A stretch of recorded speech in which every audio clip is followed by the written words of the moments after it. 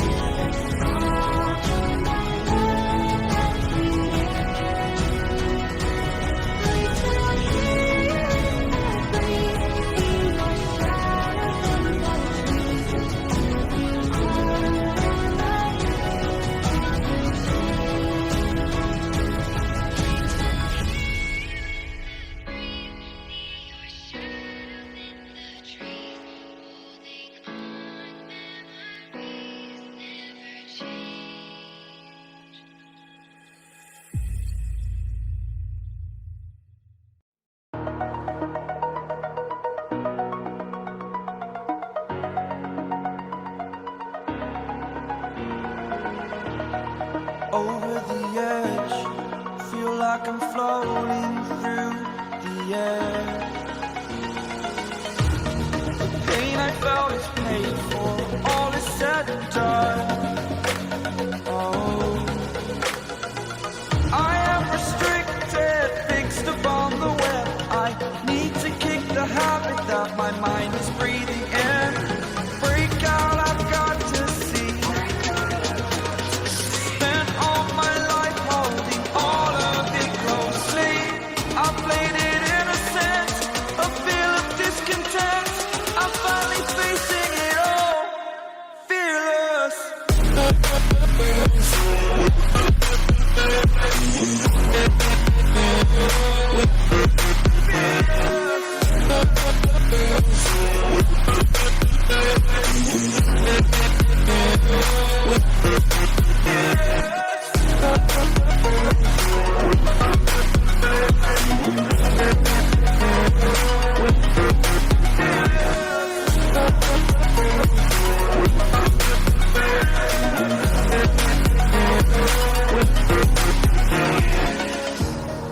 Burning the bridge that keeps us. I'm here and I'm feeling exaggerated, that's what you assume. The story's over now, I must conclude. I am conflicted, watching where I step still, hanging in the balance. Not the life I want to live, I want to take it all. Standing tall, fear I weighed the person you are.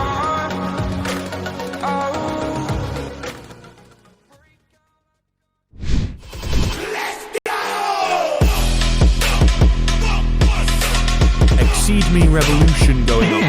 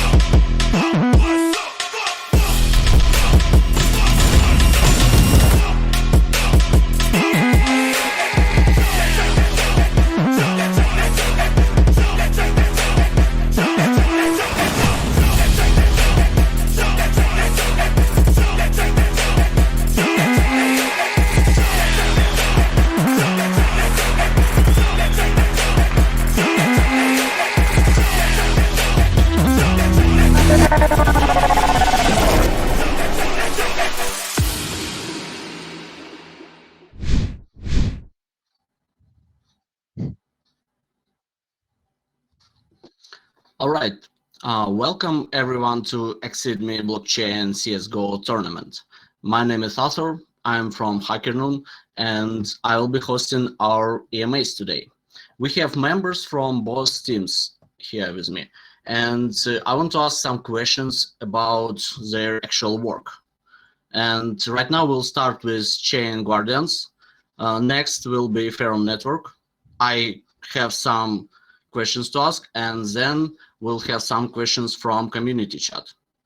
And after that, we'll see a great battle. Okay, so Rob is here.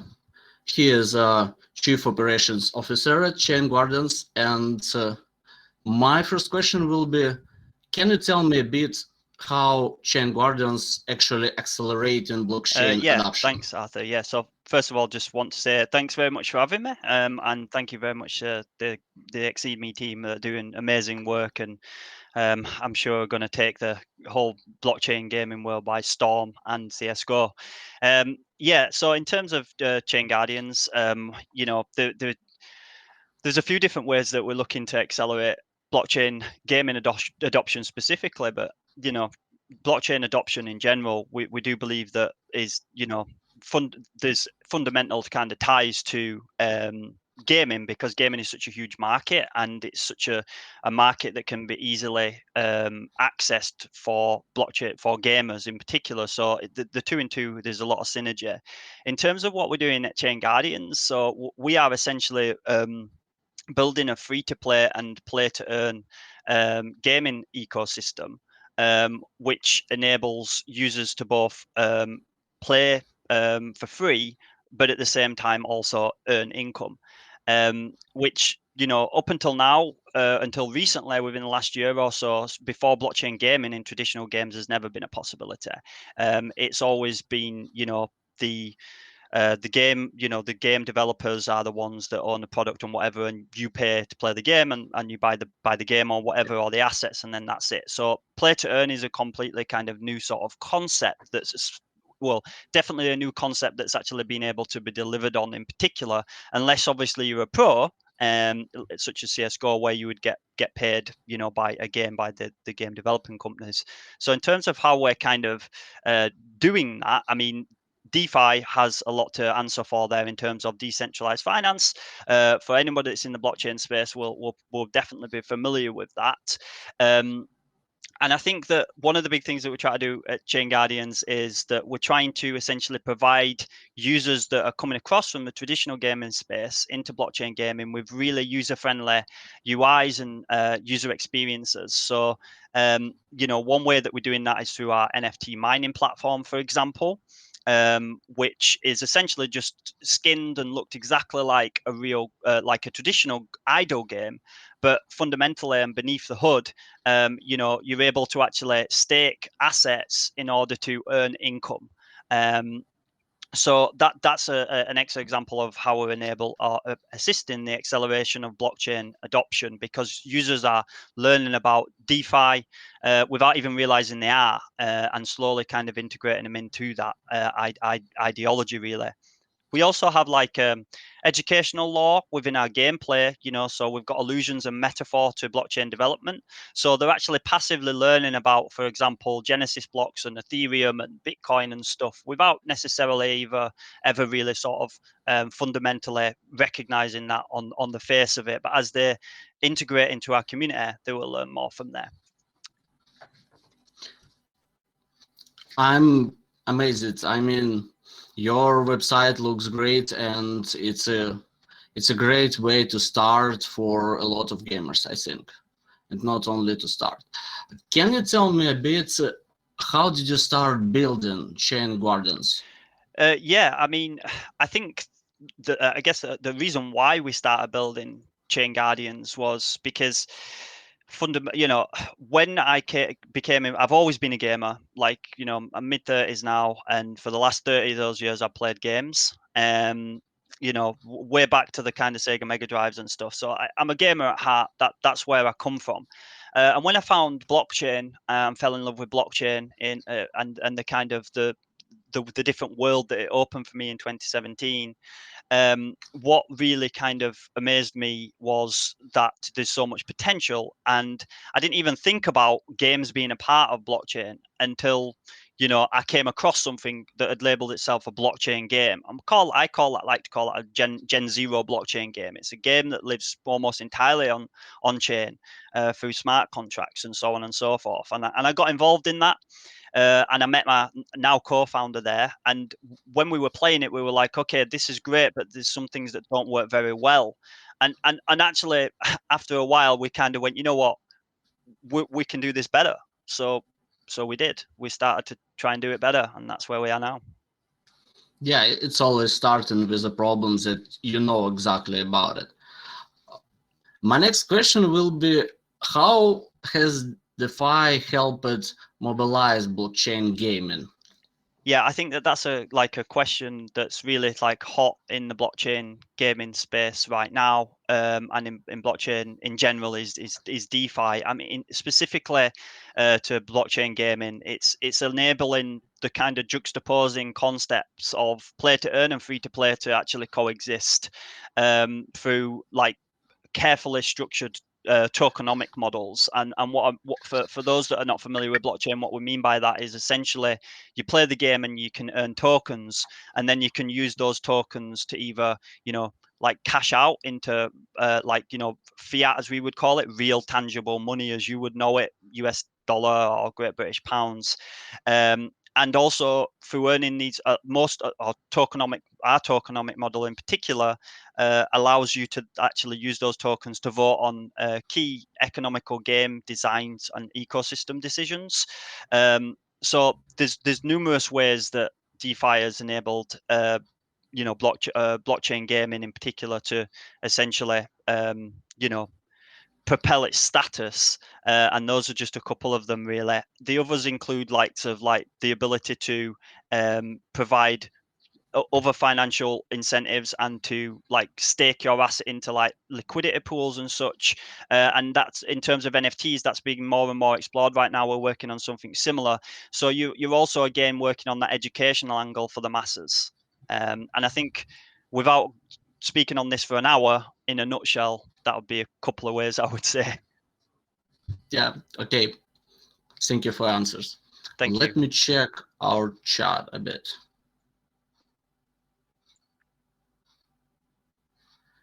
I don't think I see any cool question right now. Maybe we should join and move to Ferrum network. Okay. Thank you, Robbie, for your time. I really appreciate it, and good luck. Thank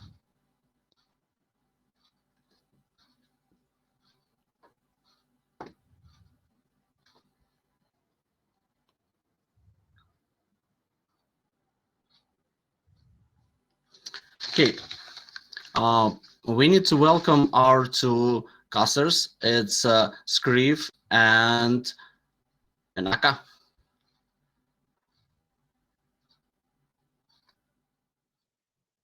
All right. Hello. I believe we are on. I believe we are live. Myself and Wolfie here going to be talking through the action of the game for the first half, and then of course we'll be taking a little break in between. But we are here, ready and raring to go. I've been on before. I think you were due to be on before as well, but you're a little bit ill, a little bit under the weather. But yeah, how are you feeling this time around, sir? Yeah, a lot better. I can think in a straight line and I can actually talk. So that's two pretty essential things. Got a pretty nasty batch of the Rona, but we're doing good. It's good to finally be able to get on this, get some experience into this, and also just learning about the Exeedme guys and what they've got going on as well is always awesome. Yeah, indeed. I think as far as I'm aware, we'll be having a quick look later down the line at some of the things that Exeedme is offering as well. So it's a really cool way to get, you know, a lot of information out there and bring all these, you know, companies together that are within the same space and get to find out what they're all about. Some of the things that drive them. That's always an awful lot of fun. But of course, our game for this evening is going to be the Ferrum Network up against ChainGuardians. I'm kind of looking forward to it, right? We've heard a few inklings of people coming around, a few maybe pro players jumping in places as well. I'm not sure that we've got any of those this evening, but we will have an awful lot of games further down the line. taking place just in the best of one format, which always can make things a little bit exciting, I think, when there's the BO1s. You don't quite know how it's going to go down. Oh yeah, you gotta love the good old best of one Counter-Strike, haven't you? One map decides it all, makes it nice and entertaining. And of course, as we've got the schedule up on the screen at the moment, 8 different companies, 8 opportunities to learn about some of the companies in the crypto space and learn what they're doing and how they're innovating with the bracket.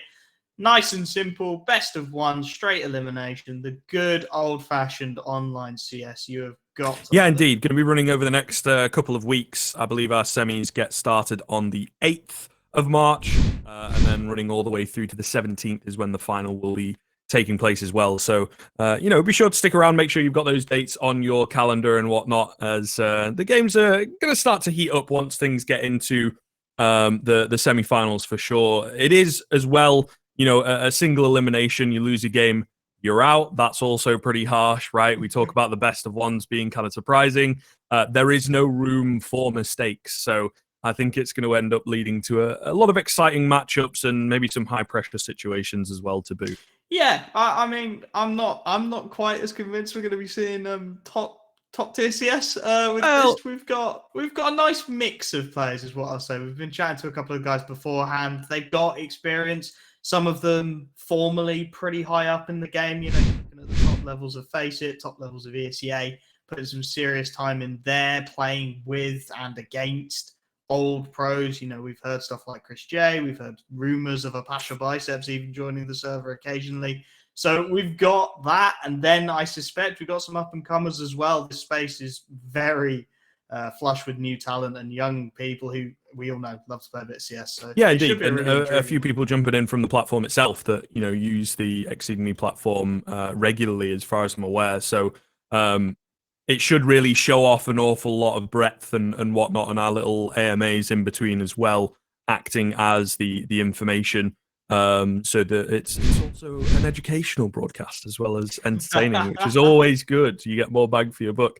But yes, indeed, I believe we are just about getting into our overview here on the platform. Everything, so long as people are ready to get going, should be getting started shortly. But as you can see, these are our players on the screen, everyone who's going to be involved in the games. Robbie, of course, who has just been on towards the top of the ChainGuardians. They've also, got nice little clarification of what team they're on. And then, of course, we have the Ferrum network on the other side of things. As well. I am seeing a lot of UK flags over on the right-hand side of my screen, and as we all know, the UK CS massive, so we're going to try and be as unbiased as we can. Good few Canadians joining us as well today. 4 over on the Ferrum network side of things. So we've got a little bit of a spicy regional matchup, a largely Canadian team coming up, a largely UK roster. I am intrigued, though. One that looks like Portuguese player over on ChainGuardians in Pretzel. And as we all know, we've seen a little bit of Saw previously when we've done the Exeedme stuff. Portuguese players. Yes, absolutely. I mean, last time they were competing off against each other, it was an awful lot of fun. I want to say it was Stododo's team who won in the end, and that was to just kind of kick things off the beta tournament, quote unquote, as it was. So, yeah, that was a lot of fun, and I think we're in for another kind of close and fun match. I hope so. Anyway, I'm touching wood, because at the very least, we might not. You are being real about it, right? We might not see the super high level that perhaps some of the viewers are used to, that you and I especially are used to. But at the very least, I hope that it is competitive and we're kind of evenly matched across the board. There would be an awful lot of fun. I suppose we could kick straight into it. I was going to say whether the veto is going to come up, but I suppose the question to you, Wolfie, I'll throw you under the bus. What kind of map do you expect to see in this kind of best of one scenario? I think when you're playing these kind of teams, I'm going to make some very bold and executive presumptions here. I'm going to say they've not practiced. I'm going to say that they're not running scrims to determine their effective map pool. And I'm also going to say they're probably going to be pretty heavy on the pug. So I'm expecting, to be fair, with the current pool, you can stretch out a pug team quite some distance. I mean, you've got a reasonable Dust 2, obviously the god of pug maps, right? Vertigo, honestly, these days with a couple of set smokes, you can pug that one out pretty cleanly. Mirage is always a classic. Inferno is easy enough to play. The only two that I really think you're not going to be seeing too much of are the Nuke and the Train, because they do require a little more cohesion, a little more execution style of play, right? You're looking at set smokes, you're looking at set patterns, and these teams probably haven't got quite as much of that behind them. I think it will be really intriguing if we do get a Nuke or a Train. If we could get just one of those thrown in and the team has like properly practiced it, that'd be amazing. But in all honesty, we're expecting pug maps, aren't we? We're expecting things that the players are a bit more comfortable from matchmaking, from perhaps some Face It or ESEA pugs. Other services are available, of course. Playing on Exeedme, I don't know quite what the meta would be there in terms of the map picks, but I imagine it would be around the same. You never know. A nuke curveball may well be something that crops up. I don't know. It's a little hard to say, I think, but if they've put time into something like nuke, right, there is a chance that you just pull it out of left field and it's surprising. But then at the same time, the way that the veto works, right, it's like ban, ban, ban, ban. Probably going to get removed quite early on as well. So you may well have ended up wasting your time if you do something wacky like that. I think like you could probably make a viable nuke or train with every player knowing one smoke and one flash. It would probably take about 15-20 minutes to be able to get a viable, at this level, certainly nuke and train. But we are going to be going on to Mirage. The pug prediction, Indeed, as always, coming through. To be fair, as pug maps go, Mirage, I like to think it's got a little more depth to it. Obviously, everybody knows who plays a lot of CS. B-bomb site, there's one thing and one thing only happening over there. You're rushing into it, you're going hard and fast. But in the sort of recent meta, we've seen a lot more in terms of execution capability. We've seen a lot of teams anchoring around almost a mid-split underpass and then choosing to hit which site they'd like later on into the round. We've seen a lot more teams utilizing short into B as well. So it definitely feels like the meta's evolving. And I mean, we've not touched on it yet. These are smart people. These are people who are, developing, coding, just coming up with the ideas for these sort of applications. I can't come up with ideas for the life of me. So I'm imagining that they've got some experience, they've got some brains behind them, and they're probably, fingers crossed, going to have some executes coming out as well. Yeah, it depends. It depends. And I think that will very, very early on split our wheat from our chaff, as they say. You know what I mean? If there is a little bit of preparation, because I think there might be some teams that have a few players that have got experience, but maybe not so much in a team environment, or are on a completely different page from the rest of the team, that kind of thing. And that could end up coming back to bite you. It really does depend on that discrepancy, on that level. As we've been told, there's a couple of players in here that might be so far ahead that they're able to do all the work themselves, but it's hard to call early on. Our first day of something like this is always going to be a little bit of guesswork in there. There's no HLTV to jump to look at previous matchups and all that kind of thing. So you never know. I'm hoping it's competitive, like I've been saying, but there is also that chance, particularly on a map like Mirage. You start on the CT side, you lose the pistol, and it's just doom and gloom the whole way through if you're not careful. So I think we are almost ready to go. We're 9 out of 10, so that's always good to see on the server here. A bit of warm-ups coming in. Maybe we can get a few spots on the kill feed who's hitting the heads the best. Does look like there's a good couple of players, so that's not so hot. I think I've just seen someone with a default crosshair. That's maybe a little worrying, but all the same, things are ready and raring to go here on Mirage. In pretty soon indeed. And I'll tell you what, let's just go into a discussion about economy meta, because why not? You're talking about CT sides losing the pistol and then just being doom and gloom Podcast from there mode, out. sir. Yeah, exactly. Why not? And it is something we're seeing a lot. I think it's an awkward combination of things. It's Valve consistently trying to buff the T sides out, because at LANs they've traditionally struggled a little bit more, followed by a mental online era where Pika's advantage is everything. So you've got a buff T-side economy, a Pika's advantage that's making it just that smidge easier. I think the biggest case for me is that they had a James AWP shot on Katowice's stream where the guy was around the corner and he still managed to get the kill. It was just mental. And you've got that combination where CT sides are finding themselves in the worst possible positions. And I don't know. I can't think of a smart fix. I've seen a few floated around. I've seen the idea of diffuse kit being a bit cheaper. I've seen the idea of the bomb plant reward being a bit cheaper. I don't know. What are you thinking? I don't know. Something that was a little bit wacky. It was kind of immediately trumped, but maybe you can drop diffuse kits. But then it's like, you can just leave them on the site and you don't actually have to carry them. There's no risk now associated with your one kit player getting too aggressive or whatever.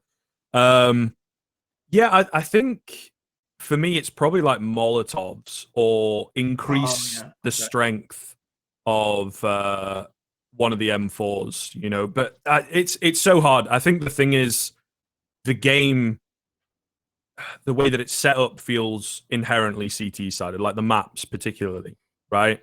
So I think they have that kind of balance, but then your issue is when you get to the top level, everyone already knows that, everyone knows how to play around that, and actually is able to exploit some of the weaker areas or exploit some of the stronger areas on their own CT side. So the economy game becomes even more important because it's like, right, we don't have money to buy up there. When they get onto their CT side, if they have money to buy up, then they're going to be super strong. But it's an interesting conversation for sure. Either way, we are getting into the game here. It is the 9th round, so not quite live just yet. 1 AFK. That's a bit awkward. Mr. Crypto's run off for a drink.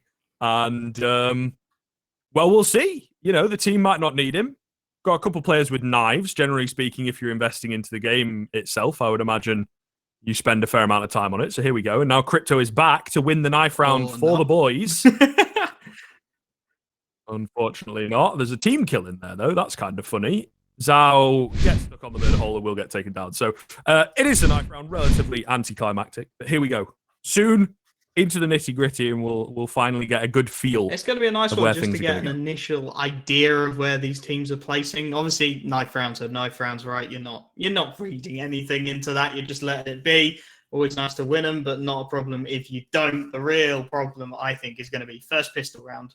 That's normally where you can start to see the key players, right? It's the ones who are hitting the one taps, the ones who aren't buying ridiculous pistols. I'd love to see a pair of Julies on the server, but that feels like it's probably a little bit left field for this. And we are very quickly going to get into the first pistol round as well. So we have the Ferrum network starting CT side, of course, managing to get ChainGuardians onto T, and we'll have to see what they've got cooking for us. So far, not a lot bought on either side. We're actually going to see some utility coming out from ChainGuardians on the pistol. Couple of smokes, couple of flashbangs as well. Zamura, interestingly, not upgrading the pistol, despite having some money left over to do so, but here we go. Classic strategy from Mirage. We're going straight into the B rush, and it's going to be Pretzel. First one out, Zhao. Oh, you cannot miss those. It's going to be a punish from Ghost, and it should be a slight oversight as well. They don't have as many bodies over there as you would like. Ghost pushing forwards here. Has managed to find another. So far,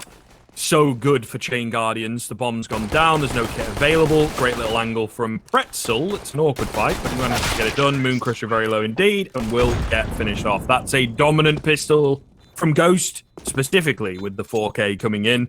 Very, very clean indeed. And interesting to note, I don't know if you caught it, whether you have the chat turned on or not, but ChainGuardians opted to stay on T side. And at, again, this kind of level where there might be a bit of discrepancy between mechanical skill on that T side, you're able to dictate the pace. And as we've talked about with the economy, really, really bully that CT side and make sure that they're always on. Unfortunately, Mooncrusher didn't get the memo on the eco here, so he's opted to go for the auto shotgun, no armor. We've got an assortment of Deagle CZs and P250s to back him up. A fairly standard mid-take coming out, though, from ChainGuardians, and Ghost just adding to the kill feed. A nice double from him to take him up to 6, I think it is at this point. Really starting to tear things up as, again, ChainGuardians a little bit more advanced this time, splitting up short, but still the B-bomb site, the end goal. Nice shot from my wife, took the kids to take out Ghost, but it's going to take a lot more than that, and I think Mooncrusher, yeah, clearing in towards middle should be dealt with nice and quickly by Mark Adamski. And the last man just needs to be mopped up. There we go. Robbie's on the scoreboard as well. Indeed, there he is. He talked a relatively big game, and he is ready and raring. Finally on the board. Don't know if I'll ever get past the name My Wife Took the Kids. Very good. Very good. Absolutely love that. But yes, already there has been a weird kind of, someone's got to speak up on this Ferrum network team and make some decisions. We have a few players buying, some hard ecoing in the form of bot tatet. So there's already some miscommunication. And there's already an early execute onto a Mirage A bomb site. Beautiful stuff. Nice little shot on the Deagle here. Bot tatet. Oh my goodness, that one's awfully hard. Is already impressing as well. Very, very nuanced thing that when those smokes are thrown, if you don't Molotov the bench, there is an exploitable angle on the edge of that smoke. So again, that's something that maybe a mid-level player is not quite going to recognize as much. Not able to find any more though. It does look like the round will be going the way of the T side. Some damage done. Zhao on the back end, trying to do his best, but 3 players to get through is not an easy feat. Kit really going to come back to bite him here as well. Zamura swings, and it's a nice shot initially, but all they have to do here, ChainGuardians, is just sitting back, waiting for the peak to come through, and Robbie, with a slightly awkward spray down, will manage to find the connection. So a clean 3-0 start. And that was nice, ChainGuardians. Full execute into the A-bomb site. As you said, a missed Molotov potentially over towards the bench, but at least getting those 3 smokes out, right? You've got your skip dares, your jungle, and your CT covered. You're hitting those 3 critical points, gives you a nice, easy line of sight into that A-bomb site. And interestingly, Ferrum Network, well, they're not quite ecoing. There's an interesting discrepancy again in the buy. Mooncrusher back onto that UMP. Bot Tatet has got himself an AWP. And the rest of the team just down on those pistols, so really looking to Bot Tatet to have some impact here. And fast up short, he's going to get his opportunity. Robbie, the first one to fall. No refrag found as of yet. Well, spoke too soon, sir. Bot Tatet does manage to get another, but an awful lot of work to do in this round. I mean, that's to be expected with fully investing, and it is certainly a weapon. The big green that you can take over a game with, you can take over a round with. Not going to be the case here, though. Just a couple frags, and ultimately all in vain. They don't really result in an awful lot, and it is down to my wife took the kids. I wonder if she took them to the B bomb site, because that's not where ChainGuardians are at the moment. So certainly on the wrong end of the stick and miles away from the action. Very nice little skin collection, to be fair, but in the wrong location currently. It's a little unfortunate as well. Bot Tatet went down as he was starting to swing out towards Connector. You can see that AWP on the ground just to the left of this POV. I think my wife took the kids, ideally grabbing a rifle and getting out of there, but he's going to be punished for it. Ghost able to grab him, even saves the AWP across the ChainGuardians.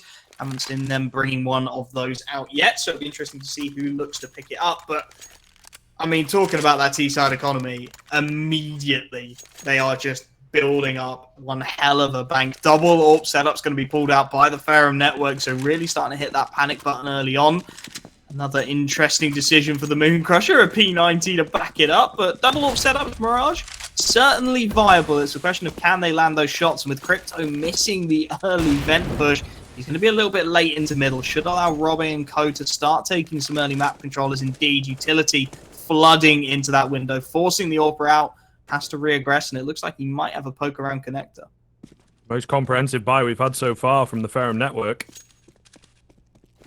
So we'll see whether it works out. They kind of need it to. Great shot from Zhao. There you go. Ghost getting a little overzealous with the peek. Generally not advised when you've been seen to go for the re-peek, and Zhao knows the angles here. Beautiful shot towards Pretzel. However, Zamura in at middle is able to pick up a double and even the odds. So really solid stuff. Mark Adamski on the other side of things as well, going to clean up the B bomb site with that one frag. So it is certainly, one of the better showings that we've seen from the Ferrum Network. Does beg that question if a slightly stronger voice, speaks up and says, listen. Make sure we all eco together. Make sure we all buy together. Double up setup could pay dividends in future.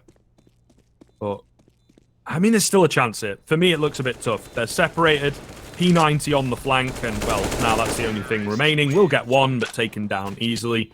5-0 for ChainGuardians. And in these best of ones, if you've got this amount of momentum this early on, it can be very, very dangerous if it doesn't get solved. Very difficult to come back from as you look across at that CT economy. And again, you've got to be asking some big questions. Again, it's going to be down to these upgraded pistols. Few Deagles available, but I mean, Mooncrusher maybe picks up a scout, gets some kind of tagging going, some kind of damage on the board, just anything to work with at this point, because at the moment, ChainGuardians absolutely steamrolling the start. Zhao lined up, tagged down through the smoke as well. Mid-window is just not open at all to the CT side at the moment.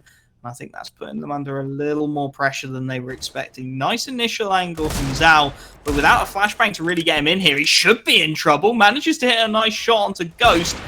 Let's see what they can do with the man advantage. Robbie able to at least equalize the first, but there's going to need to be a little more than that. Pistol's potentially viable if you can really look to group up and do some damage as a unit. Close shot for Pretzel, narrowly missed. There is certainly a chance here, isn't there? It does feel that way. They've also left that weapon isolated. Again, a very, very nuanced thing, right? That maybe while you're in and around the area to get rid of it, throw it out of the map, that kind of thing. Because now, Danger Man bop to Tet. Oh, they're going to be caught with knives out, but he gets the one tap. That is a nasty shot.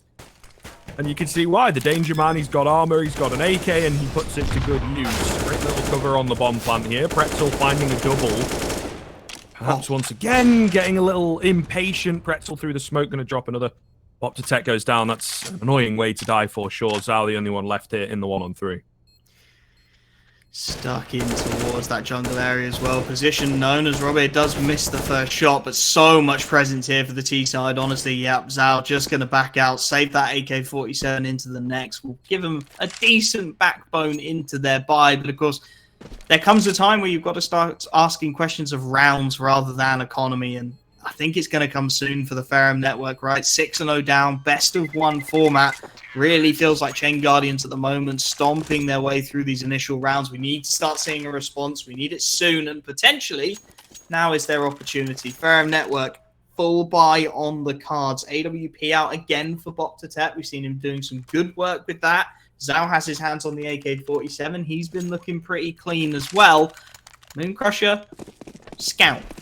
$7,000 and he's picked up a scout. It's a big call. He's even going to drop it. Didn't mean that. He's going to get the UMP instead, as again the Ferrum network looking to rely on this axis of the double AWP. Set up Bop to Tet through the smoke will open things up, and that's the perfect start. Yeah, that again to me looks like, you know, you've got a lot of experience in MM and pugging. Maybe I'll hold the point because Ghost is going in for another. That bullet through the smoke is awfully close. But yeah, the early short smoke, the quick flash. Robbie turning away from it, he's done that 1,000 times, right? And unfortunately didn't have a strong enough spawn. Great find from Ghost. Mooncrusher, again, getting a little overzealous. Now left in a 4-on-3 in favor of the ChainGuardians. Ferrum network are getting close, you know? They're trading things early on. They're certainly making marks here and there. But this can be, once again, where you're more nuanced understanding of the game comes into play. Looks like it's going to be a B rush here in the final 50 seconds, however. Great little flash over the top, and my wife took the kids once again on the wrong bomb site. Seems to have an unfortunate luck with this. And I think that's going to be the B bomb site falling. Crypto does well to get one, to be fair, but unfortunately, all in vain. And I feel the call to save would probably come in, but you never know. Flashbang in a big 1v3. Does some good damage, and the spray down as well, getting good work onto Zamira. The problem is, yeah, lack of ammo. Nade over the top should secure it, and indeed, the slam dunk will be coming in. I mean, there's not a lot you can say, is there? It's a really solid start from the ChainGuardians. I think Ferrum network looking a little disjointed around the edges. I hope that maybe we're going to see a little more utility coming out from them moving forwards. They've been not really using the flashes. Middle has been pretty much just peek it and see what you can get. The Mooncrusher, well, if I'm not mistaken, and do forgive me if I am, because it's not very often we see this in the casting world, there is an M249 on the server for Mooncrusher. Zhao, just a little tag onto Robbie as well, making his presence known on this AWP. He's had good effect over here, and he's going to pick Mark Adamski out towards Palace, piling the pressure on early on, but Ghost once again here to relieve it. Lovely headshot, and it was just chaos on Zamora going to trade Bop to Tet as he tries to get aggressive for a weapon there. The M249, I mean, might as well give all those bullets a go, I suppose. Zhao once again on the AWP, top of stairs, catches Pretzel sleeping. Robbie trying to trade, but he's being dynamic. This is great AWP play from Zhao so far to find himself 3, looking for the 4th, and Oh, that's close. Robbie with the quick flick will take him down. Surely you have to say the damage has been done. The 2-on-1, the bomb out in no man's land feels like an unwinnable situation for Robbie. He's got time on his side at the very least. Clearly loads his lineup as that smoke will head towards CT. And I like this idea from him. Aware that that bomb's been dropped A ramp, aware there's probably aggression in that direction. Instead, he's going to loop around and start to make his way up short. Now, it's all about the sound cues here. If Crypto hears him, turns, it should be a free kill, but he hasn't yet. Misses the initial shot, and it's a little bit of panic from Robbie. Put himself into the 1v2, couldn't quite land the refrag, and from here, life gets very difficult. I mean, we've got Mooncrusher all the way over on the B-bomb site, so if he can find the bomb plant, or even just this frag to enable it, life could get very difficult, but only 15 seconds left. He's really got to hurry things up here. Going to go down to 10 seconds. He knows he's just got to stick the plant at this point, and it's going to be very awkward for him to do so. He baits out the first peak, but he can't quite connect the shot. And somehow the strategy of sending the M249 over to B in a 2v1 clutch does land Ferrum Network. Yeah, the distraction tactics, something along those lines. I mean, he was also there ready to pick up the trade frag, I suppose. So, genius move. Okay. Genius move. Having a quick holiday before the end of the round, you know, towards the B-bomb site and then coming back to A. And the M249 lives to fight another day.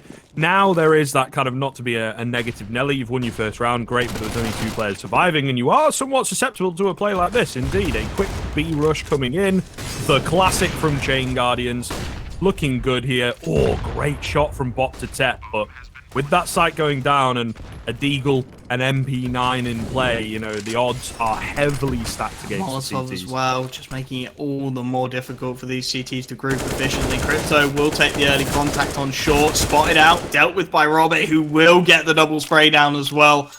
And from here on out, I think again, Ferrum Network, despite just getting that first round on the board, they've got to be thinking about the save. Bop to Tet's going to bail out the situation entirely. And ChainGuardians, 9 rounds into the game, have guaranteed their lead at the half here. Looking like a pretty dominant start from them. I think we're already seeing what I would call a serious contender for this tournament. Dr. Tet just hightailing it onto this A-bomb site.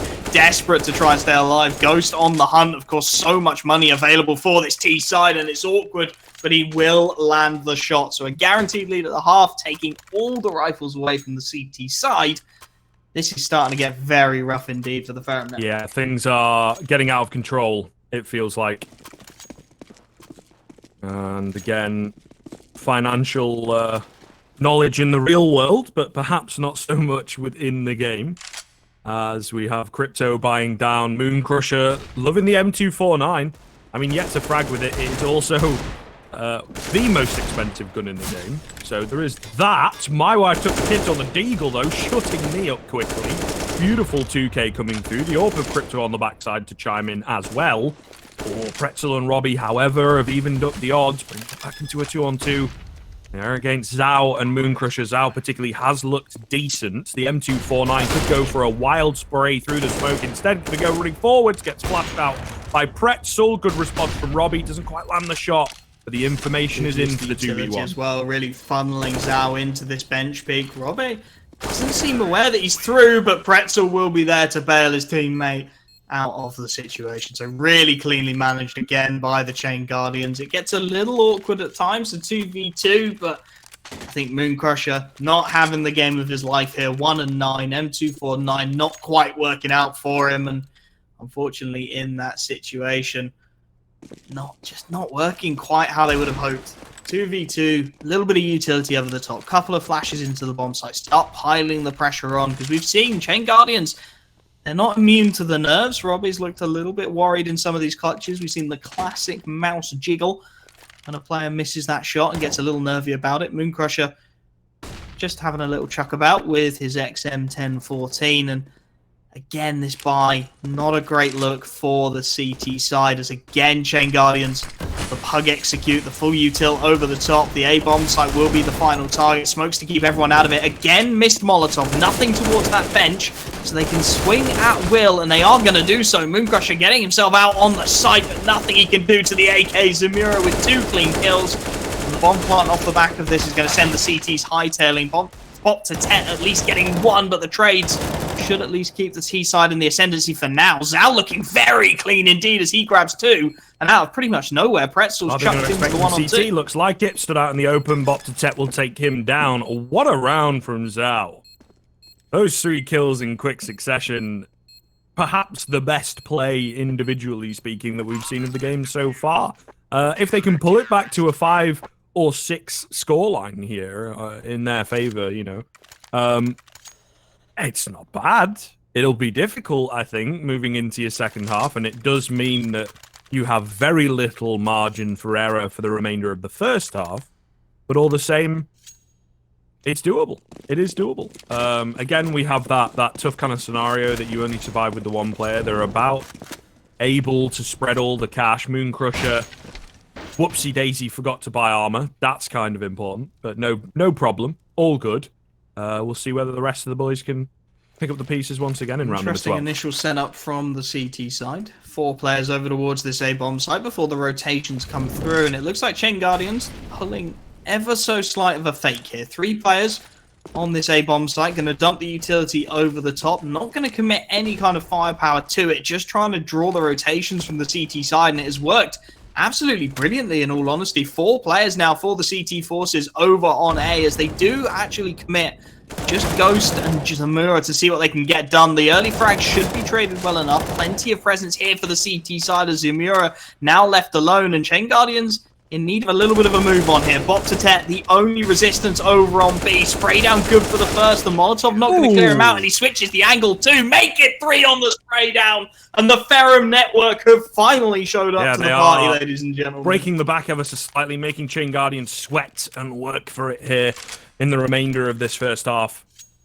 Another fantastic individual play. And this bodes well for me going into the second half, particularly where the T's can take over. You know, on the CT side, a chain is only as strong as its weakest link. There are certainly areas that can be somewhat troublesome. Moon Crusher, I think it is clear, is somewhat inexperienced in CSGO. And that's putting it lightly, if I'm honest. Either way, it's another fast B play. No time to really talk it over. They're giving Bop to Tet another opportunity to pop off. Only the 2 this time around. But all the same, doing well, creating space. Crypto, Zhao coming in, just catching them all off guard. Go for the banger. Not needed, but it's all good in the end. My wife took the kids. We'll find the final frag. And Ferrum Network move up to 4. Nothing too flashy there. This time around, that's a clean win.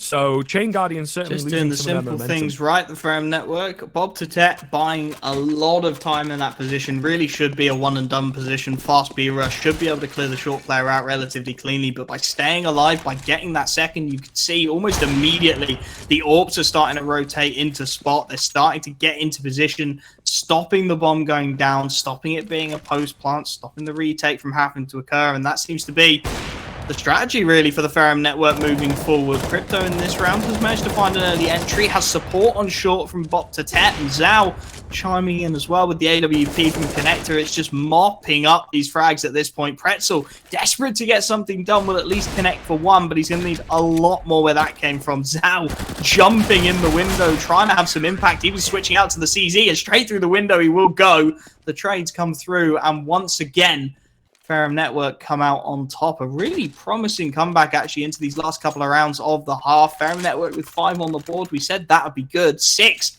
Well, that would be perfectly viable.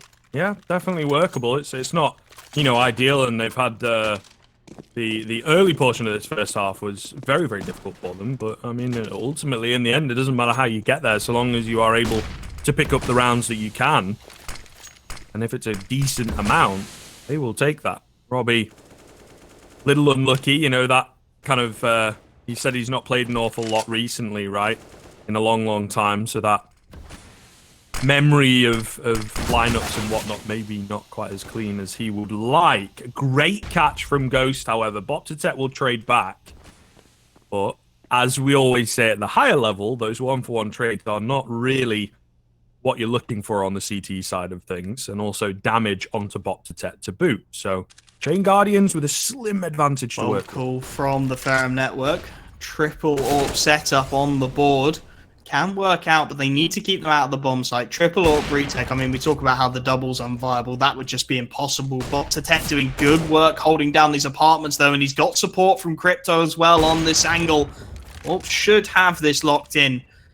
Only 2 players in the apps as well. They've left Robbie on a little bit of a lurk, and I think they may well bail out of this situation just off the back of those Orp shots they've heard. And actually, almost drawing the rotation. Zhao looked to commit, but is instead looping back. The footsteps have indeed been heard, and as Robbie is smoked off this initial angle, he should really not be able to get too much of anything done. Somehow Bo1 has made his way through mid with 3 T-sided players looking at him. And now, ChainGuardians, 23 seconds left on the clock. They need a pick. Bo1 looking completely the wrong way, starts things off. And now Zhao desperately trying to hit that ticket jump. He's not landing it, though. Still hits his shots. And he's last man alive. 1v2. Clean flick for the first. And there's only 10 seconds. Mark Adamski, he's got to get a move on. He's not going to have time to plant. He's got to try and chase this last man down. And Zhao knows it as well. Just holding, buying time. And it will be 9-6 as we head into the halftime. Ferrum Network putting up a fair show in that. Correct me if I'm wrong, Voicemayer. I believe, are we taking a break here to allow for another AMA? Or are we just kicking straight into the second half? I think we're going straight. Ah, okay. Well, it seems the game's carrying on.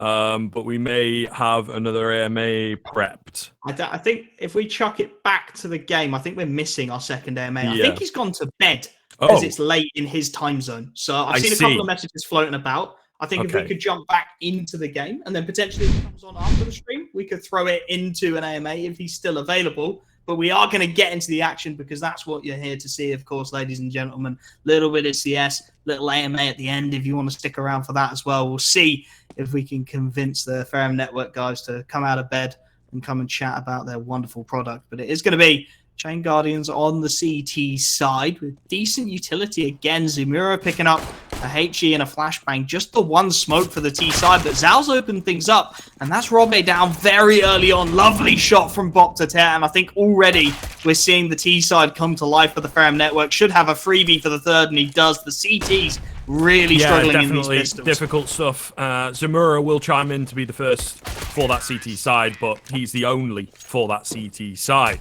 Ferrum Network then very, very quickly looking to close the gap here.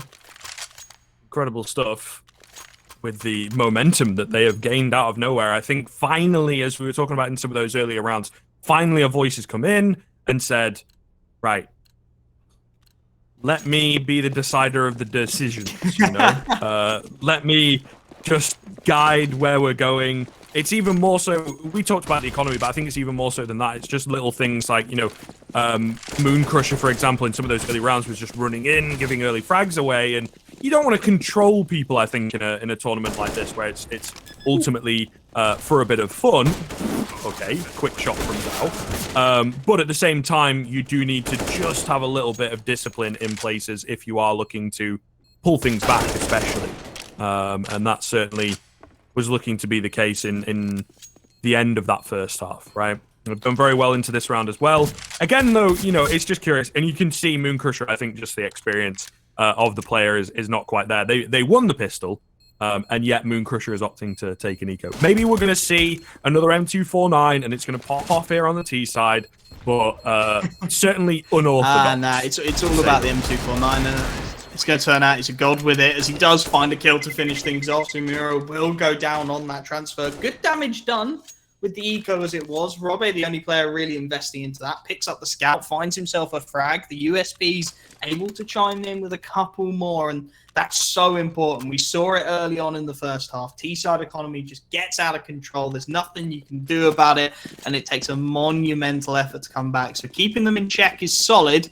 Now the ChainGuardians need to start converting on these CT rounds, and interestingly enough, for the Ferrum Network, it does look like they want to put some early presence over towards this B bomb site. Moon Crusher, well, you thought the last round was an eco. We've got an even more significant one here, just on the default pistol. No armor behind it, no util to work with either. That could be costly for the Ferrum network, as we're going to see the early swing. Pretzel taking the fight. The M4A1S, always an awkward spray when you don't know it, but he's managed to connect regardless, and now the pressure going to come in towards this B-bomb site. Mark Adamski desperately trying to hold it down. Nice dink onto Crypto, and he's bought time for the reinforcement. Ghost is here, and Mark Adamski still locking it down, and this is where Mooncrusher is really going to be in a little bit of trouble. Just that default pistol to work with. Pinned in from all sides, taking so much damage as he tries to make his way over to that bomb site. Zhao with the Constellation frag, but it is too little, too late. Double digits comes first for the ChainGuardians as they do. Yeah, worrying stuff, isn't it? You know, you're so close to closing that gap. Maybe something again that's a little unexpected from some of those more experienced voices within the Ferrum network side.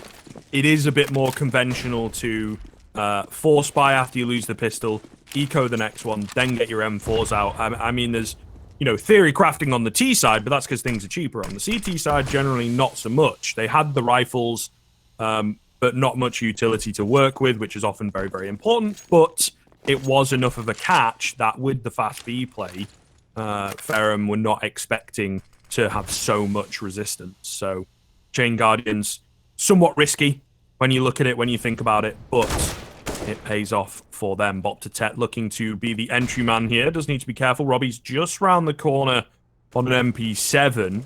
Hiding his time. Crypto backing up on the Deagle. Bop2tet taking it slow. Lands the flick onto Robbie, and Ghost has gone down to Zhao. All of a sudden, out of nowhere, the A-bomb site has become very vulnerable. And things, have perhaps fallen apart. There's a gap in a smoke somewhere, however, that has allowed Bop2tet to go down. It's gotten a little messy. In behind, my wife took the kids. We'll get our first knife of the game. Oh my goodness, take that out of context. I mean, you know, it's kind of wild, but all the same, brought it back into a 3-on-2. Spoke too soon, as it looks like the round's actually going to spiral out of control. Mooncrusher on a Glock. That Glock's starting to become just a little bit of a problem, isn't it? Just not quite working out. I think someone needs to take Mooncrusher's hand. Oh, he died out of time as well. And just show him, this is how you buy. I mean, we've clearly got the two carries from the Ferrum network, right? Bop2tet popping off, Zhao putting up some numbers. It's a much more balanced affair on the ChainGuardians, with Ghost, of course, out in front, but everyone else chiming in with frags as well. An 11th round on the board for that CT side as they opt to pull out the double AWPs. And normally I would applaud this decision. It feels like an interesting time to call it, though. They should be aware, someone like Robbie, some serious time in the game of old, that the economy for that T side isn't going to be there. And picking up double AWPs in these sort of rounds where you've got maybe a few upgraded pistols on the board, maybe a faster play coming out traditionally, it always feels a little risky to me. It's asking to be rushed down on that AWP, and if you can only trade 1-for-1 on one of those initial AWPs, retakes with the double AWP setup are always absolute nightmare fuel. For now, though, the fake comes in towards A. Zhao just trying to draw the attention, but with the bomb spotted on the back of Bop2tet, Mark Adamski will deal with it easily. Should be calling that information to his team as we see those rotations starting to come in. It's awkward in middle, and Crypto with the Glock will at least find one. The trade from, again, my wife took the kids, a gorgeous headshot on the Deagle. But the problem is that bomb. It's stuck in towards the apartment. It's got Mark Adamski staring it down, and on the other side, it's Mooncrusher again stuck on that them in. The smoke goes down. Mooncrusher will fall. All onto my wife took the kids. Going to go for the swing. Close, but not quite able to land the headshot. And ChainGuardians starting to edge ahead. This is kind of the issue. Ferrum Network, I think, are in a position where they need someone like Zhao or Bop2tet indeed to pop off, and they're playing relatively well, but they need to be miles ahead of their opponent, it feels like, getting 2, maybe even 3 kills the majority of the rounds, whereas ChainGuardians, as we've kind of, you mentioned, right, they're much more brick wall across the board, and that can be hard to get through. Ferrum Network also don't have as much in the strat book, as it were. They are opting to rush B, rush B, rush B, and just keep on going for that. Bop2tet makes it out first with the MAC-10.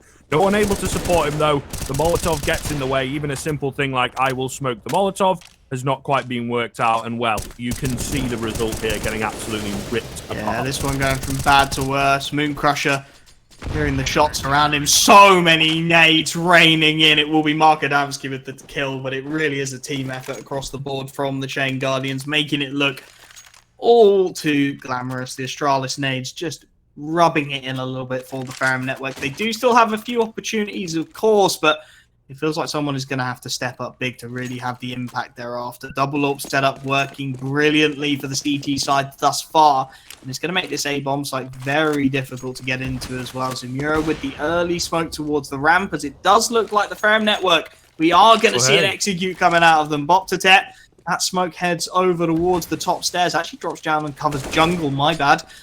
It's still going to be awkward. It's just that one smoke in isolation. There's not enough there to obscure the vision realistically. My wife took the kids. Nice trade initially, but you can see almost immediately so much CT presence has rotated around as Bop2tet straight through the smoke, fully blinded. Ghost goes down, and the second man not expecting the aggression. Bop2tet, we said he had to pop off, and he is looking to do it here, but look at that flank. Pretzel could shut this one down single-handedly. Oh, no. Moon Crusher goes for the flank, and yes, indeed, Pretzel has pulled it off.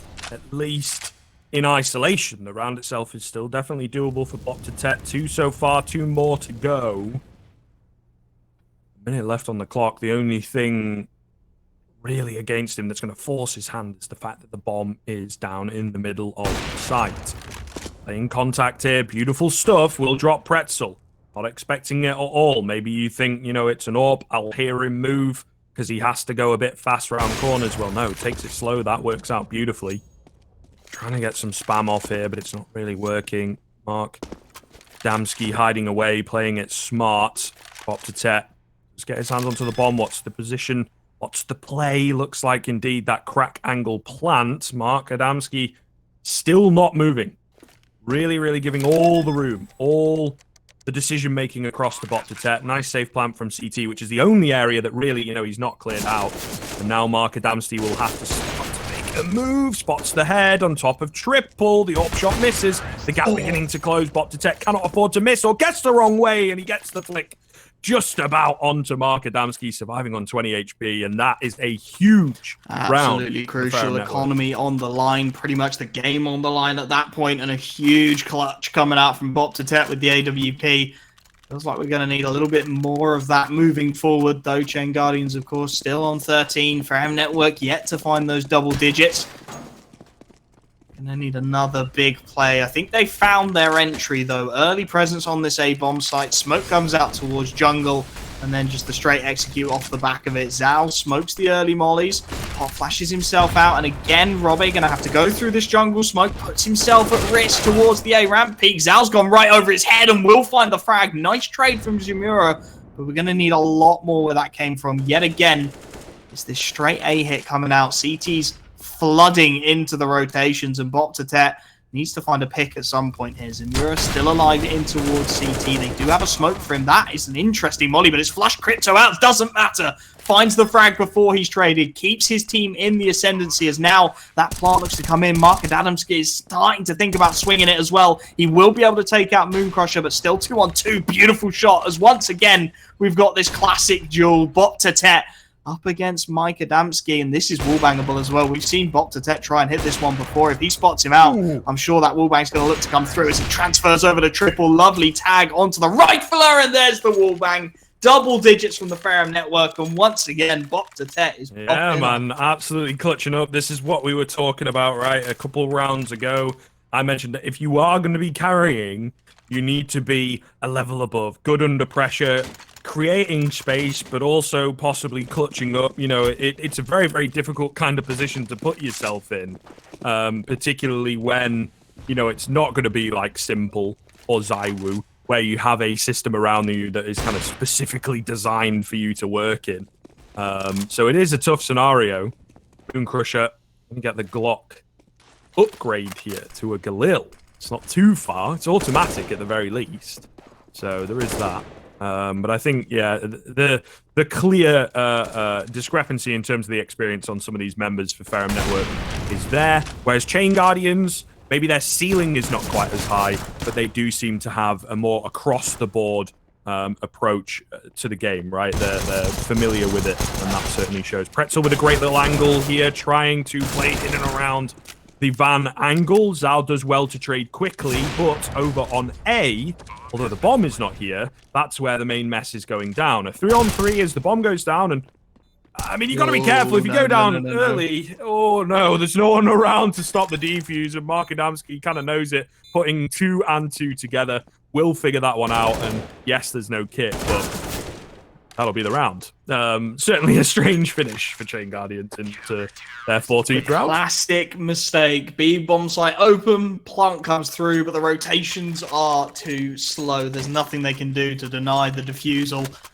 And the pressure really piles back on once again. Interestingly, Ferrum Network, they're going to go for the double AWP T-side setup. Not something we see every day on Mirage. Certainly viable. And I think in these sort of games as well, you're relying on your key fraggers. Why not? Let's get their hands on an AWP. Let's see what work they can do with it. Much more standard single AWP setup coming out for the CT side. Exactly standard. The AWP holds mid. The rifles look elsewhere. Zao taking a lot of early damage. The nades have really brought him down low as well. Luckily ducks out. Otherwise that HE would have finished the job. Ferrum Network, they've been leaning towards that AXX. This time they're going to have to rethink things as Ghost does find himself a pick. Nicely traded. They're going to need more where that came from, and Ghost is looking on a tear with that AWP. Moon Crusher creeping in here. Maybe trying to make something happen, but deciding against it, at least for now. Need big man Bop to Tet to get something done, really. That's kind of what we're waiting for, and it's smart and slow so far. There you go, Bop to Tet as the team gets together will indeed break the silence. Takes down Zumura. Moon Crusher spotting one towards the bottom end of the stairs. Gotta be careful, that's the bomb as well. It's gonna be hard for him to get out, somewhat scared of the approach, leaving the rest of the team to do all the work. And eventually we'll be able to get in here, get that bomb down, the MVP of the round, but unfortunately disaster strikes. Oh, Moon Crusher. Oh, I'm so sorry. Drops the bomb. G is close to E, I guess. Bit of panic comes in, and well, the low HP Zao has to recover it back, and he can't get it done. That is, as Mr. Gray would say, a blunder.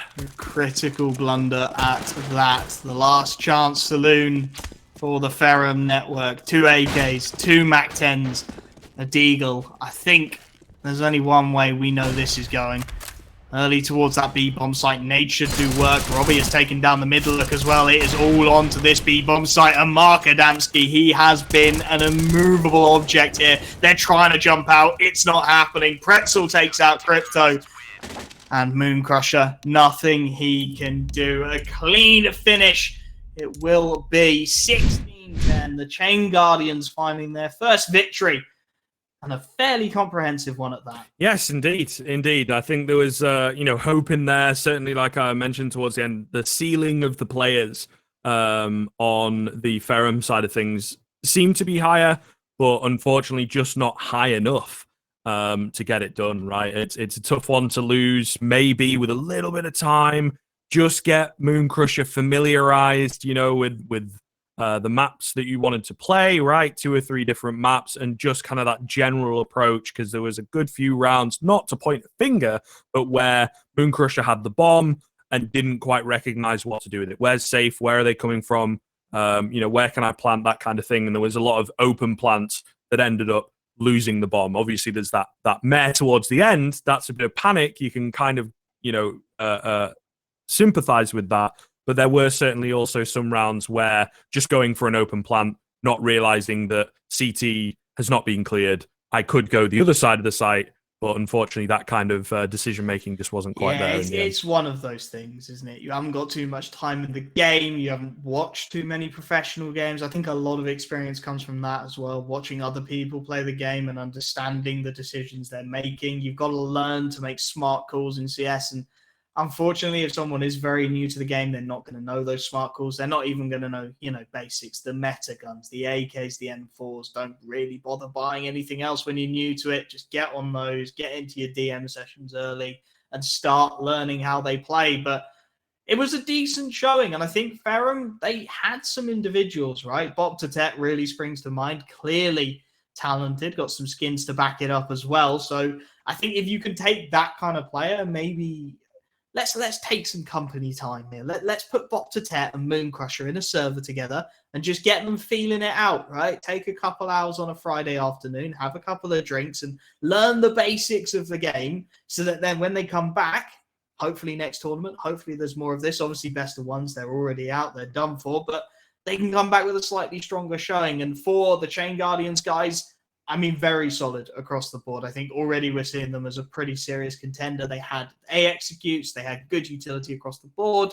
While there weren't any individuals who really popped off for me individually, there were a few sort of plays here and there from the likes of Mark Adamski and Robbie, but it really just felt like they were a well-oiled machine. The team was working well, the rotations were in place, and that was sort of our dream. Yeah, I think so. I think so. And there's definitely further down the line, maybe this win this evening will be a lot of fun for them, something to kind of spur them forwards, that sort of thing. And maybe with a bit more practice, a bit more time back in the game, because I think Robbie was saying a lot of them have played in the past, but that kind of dedication that it takes, unfortunately, they're not able to give the time to it. Maybe now they will find a bit of time to work on themselves and further improve. But yeah, the fundamentals, the foundations are there. And it's really, really good stuff so far. I'm very, very impressed with what they have to offer. I think there's certainly, like you're alluding to, some areas that can be a little exploited if they're not careful. But all the same, very, very well put together for their first game, and kind of their first game back for a few of them as well, it felt like. We are just waiting to get someone in for our second AMA of the evening, I believe, from that Ferrum side of things, right? And we had a fella in, but it's a bit late, as Wolfie said, over in his time zone. So we are pretty much ready to get going on that, I believe. Is everyone ready? Mr. Voice in my ear, Mr. Manaka, is everyone ready? Okay, well, I believe we will reintroduce Arthur and get that AMA going.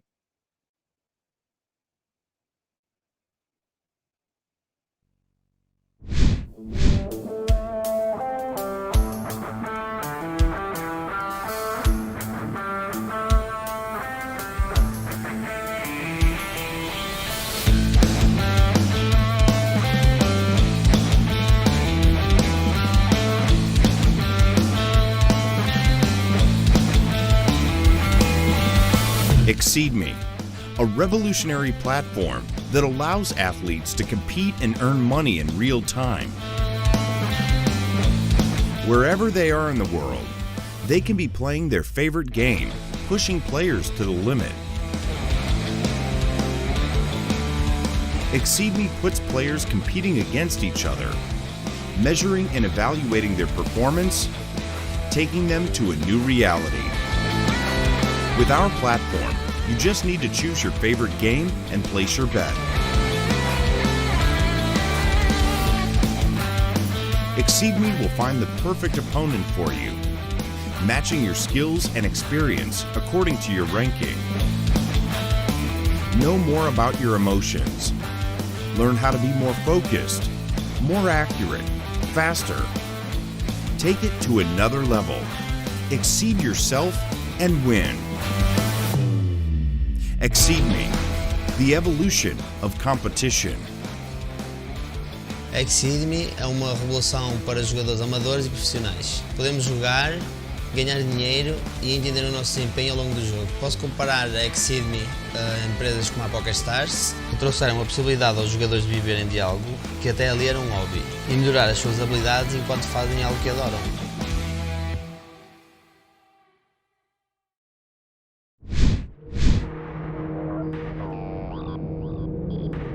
The year is 2073. I've been roaming the cryptoverse for over a year, searching for Papa and Oneza. After they arrived, the gatekeepers.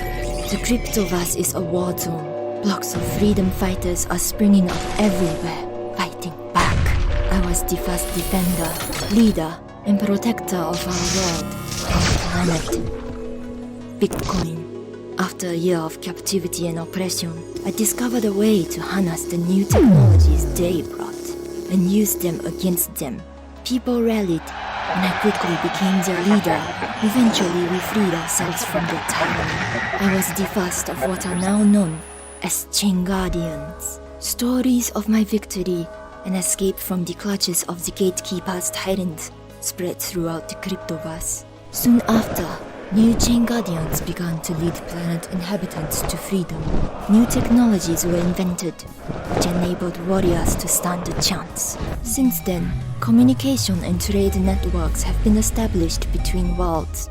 Pirate crews began to roam the open space and ferry planet's inhabitants back and forth. They re-established a currency system known as CGC. While friends and foes are continuously developed throughout the cryptoverse, one threat still remains: the gatekeepers. We don't know their motives, we don't know their strength, and we don't know their leader. But we know they will never stop. And neither will we.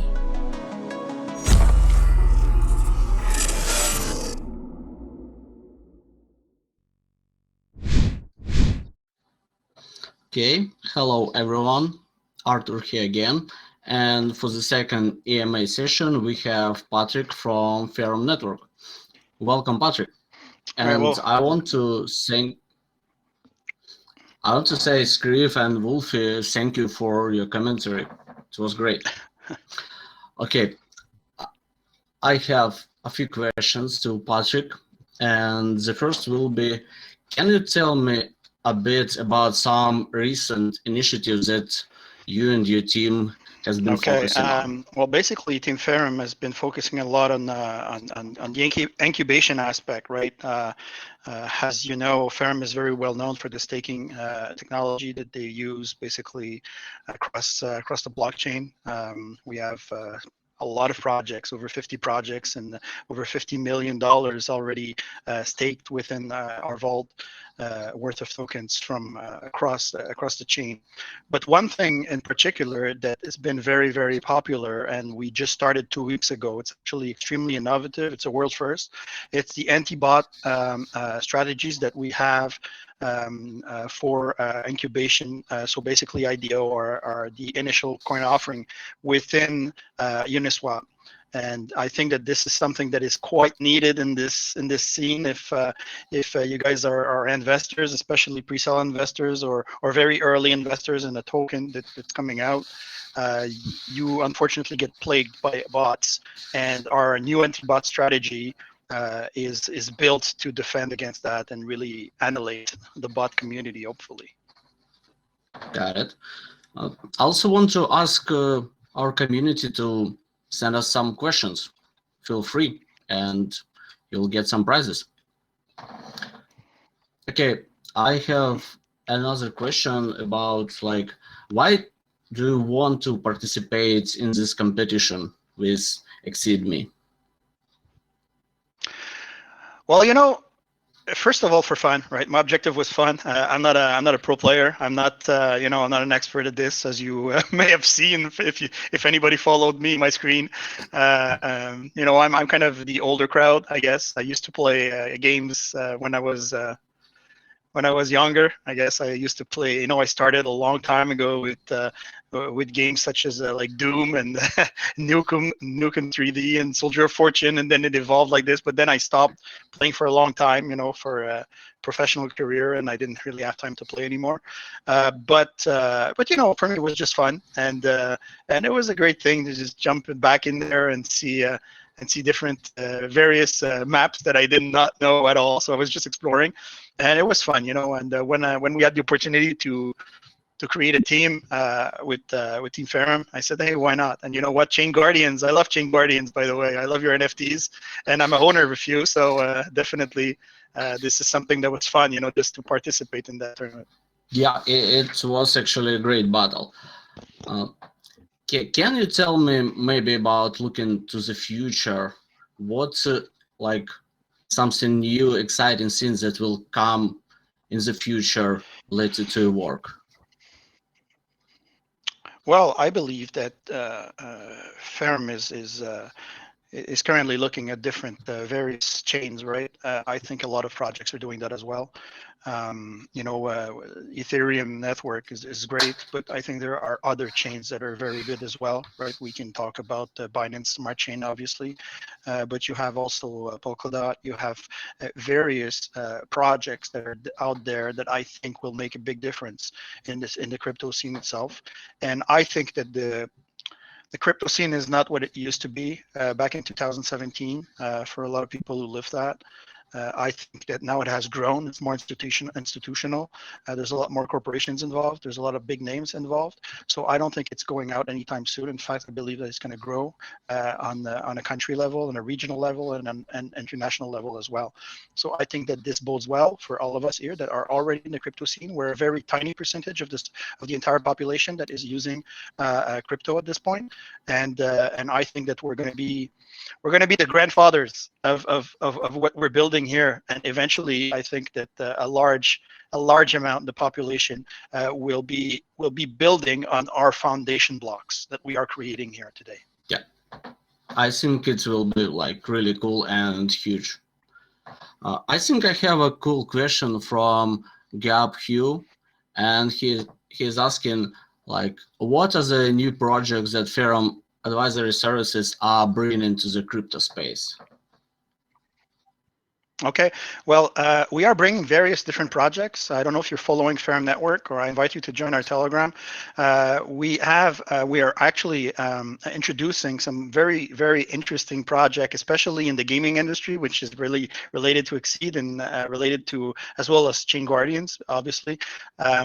We have the project Placent, which has already been announced. We also have another project called Network, which is NETVRK, which is a VR world. Like, I mean, everybody probably knows the movie Ready Player One. Well, go check Network. I mean, that's exactly what it is. It's amazing. The technology is just out of this world, and this is coming out very, very soon. So if you want more details on that, you can definitely come to Ferrum, and we will send you their way. So those are the kind of projects that we're looking for. We like unique projects. We like projects that make a difference, that bring something unique and new in the scene. And I believe that those projects are there. And we have other projects as well. Eureka, which is another one. We have Inverse, which is a great counter volatility protocol that is coming out in a week or 10 days from now. So I believe that those are very interesting projects. And we have so many others that I can't name that I have already in my head, because we've already introducing them, but they're still stealth. But I assure you that if you come to Ferrum Network, you will learn them at the first in the world. You will see them, and then you will be able to be part of the very early investors, and maybe make some money out of enjoying their technology as well. Okay, it's really exciting, and I'll join your Telegram. I think I have all my questions done, and thank you, Patrick, for your time. It was my pleasure. All right, thanks a lot, guys. Thanks a lot. It was really fun, and I'll follow you even more now. Thank you.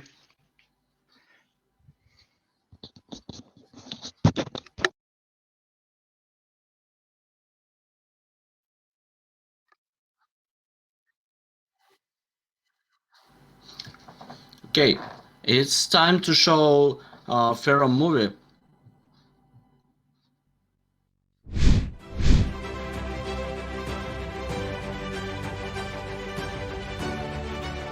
Welcome to the Ferrum network ecosystem.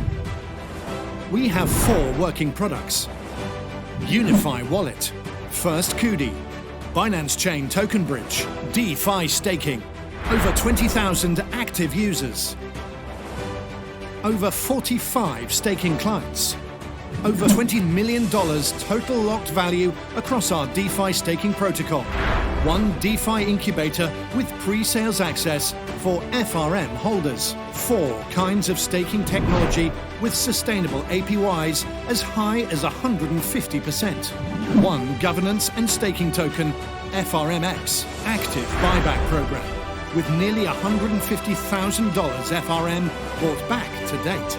Monthly rewards program for FRM and FRMX holders. So many ways to earn with Ferrum. How will you get involved? with the Ferrum network ecosystem. Join the Ferrum socials today to learn more.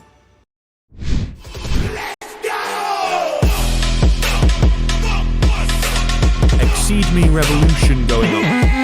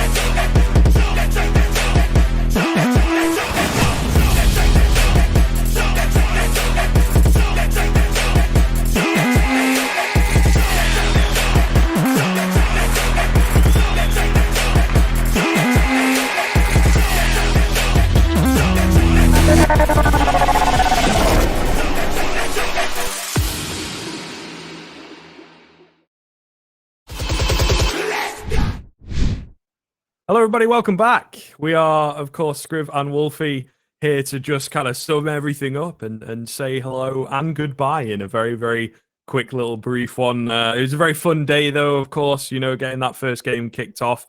I suppose we could as well highlight for you guys, we will be back tomorrow with more games. If you are here for the Counter-Strike, you're sticking with, not just to support the teams. They will be fresh teams, of course, tomorrow.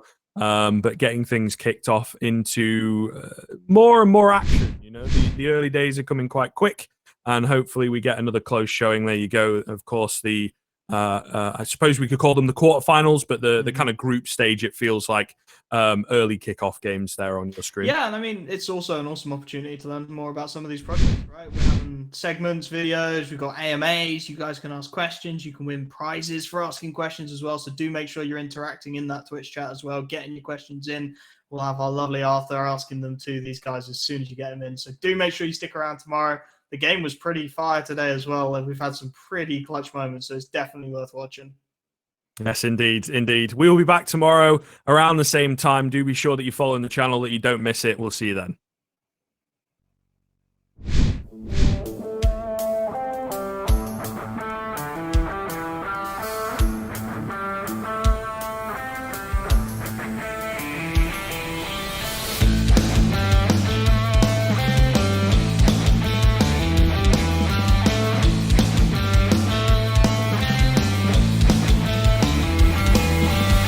Exeedme, a revolutionary platform that allows athletes to compete and earn money in real time.